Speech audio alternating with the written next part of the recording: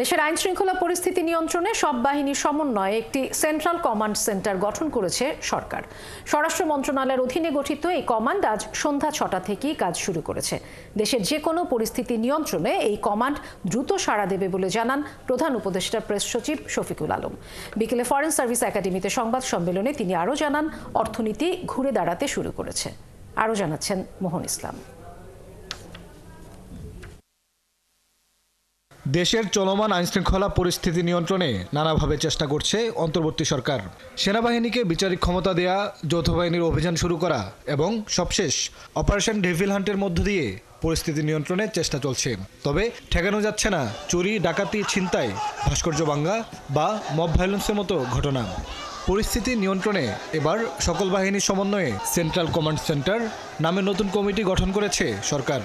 বিকেলে foreign service একাডেমিতে সংবাদ সম্মেলনে এ তথ্য জানান প্রধান উপদেষ্টার প্রেস সচিব। এটা একটা সমন্বয় করবে হোম মিনিস্ট্রির, এখানে সবাই এটা এখানে প্রত্যেকটা বাহিনীর প্রতিনিধি থাকবেন এবং কন্টিনিউয়াসলি এটা মনিটর হবে। জানান, সব সূচকেই দেশের অর্থনৈতিক পরিস্থিতি এখন ভালো।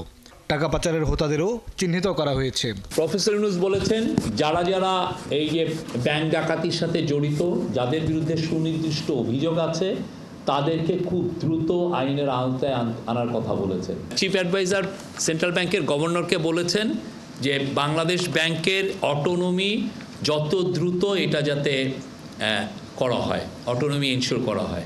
বাংলাদেশ ব্যাংকে স্বায়ত্তশাসন ফিরিয়ে আনা, পাচার করা টাকা ফেরানো, প্রবাসী আয় বাড়ানো, রমজানে পণ্যমূল্য নিয়ন্ত্রণে রাখার মতো বিষয়গুলো নিয়ে সরকার কাজ করছে বলেও জানায় প্রধান উপদেষ্টার প্রেস উইং। ফেস করতে পারি এবং আমরা। মোহন ইসলাম, ৭১, ঢাকা।